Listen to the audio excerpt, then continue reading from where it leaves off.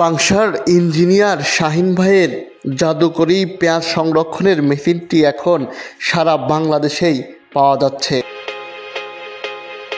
সারা বাংলাদেশ থেকে যে এই মেশিনটি সংরক্ষণ করতে চান সে আমাদের স্ক্রিনে দেওয়া নাম্বারে যোগাযোগ করতে পারেন।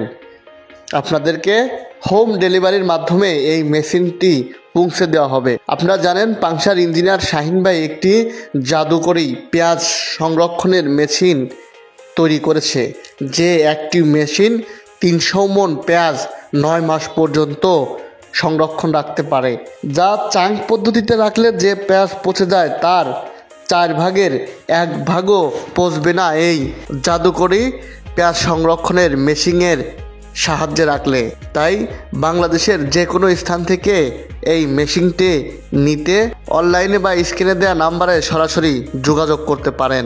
ইঞ্জিনিয়ার শাহিন বলেন, সেম মেশিন অন্য জায়গা থেকে কিনে প্রতারিত হবেন না।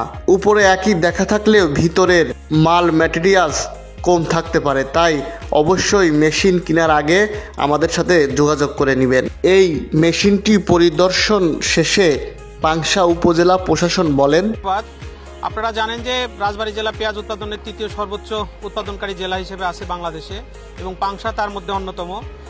আপনারা এও জেনে থাকবেন যে মৌসুমে প্রায় 20% পেঁয়াজ 20 থেকে 30% পেঁয়াজ কৃষকদেরকে তাদের সংরক্ষণ ঘর না থাকার কারণে বিক্রি করে দিতে হয় এবং একই সাথে প্রায় 20 থেকে 30 ভাগ পেঁয়াজ সারা বছরে তাদের পচে নষ্ট হয়।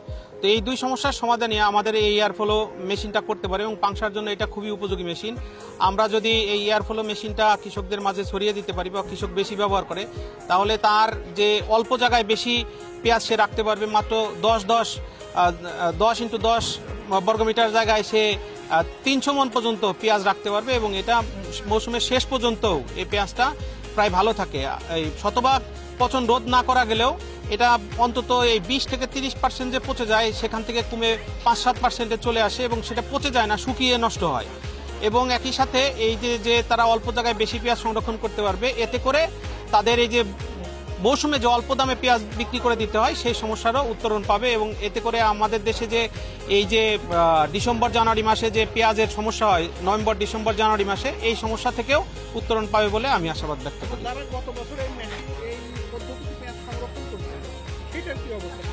আমরা পাংশায়ও বেশ কয়েকটি জায়গায় আমরা পরিদর্শন করেছি এবং সেখানেও অত্যন্ত চমৎকার তাদের ফিডব্যাক। তাদের পেঁয়াজ পচেনি, ওই যে আমি যেটা বললাম যে 5 থেকে 7% পেঁয়াজ সেটা শুকিয়ে গিয়েছে, পচেনি। আমরা জানি যে একটা পেঁয়াজ পচে গেলে সেখান থেকে আরো 10টা পেঁয়াজ পচে, সেই কারণে এই এয়ারফ্লো মেশিন ব্যবহার করার কারণে পেঁয়াজ পচেনি এবং এই মেশিন ব্যবহার করাও সাশ্রয়ী। 2 ঘন্টা পর পর যে বিদ্যুতের ব্যবহার রাখতে হয় সেটার জন্য ইতিমধ্যে অটোমেটেড সিস্টেম চলে এসেছে, যে 2 ঘন্টা অটোমেটিক চালু থাকবে এবং অটোমেটিক পরে 2 ঘন্টা বন্ধ থাকবে।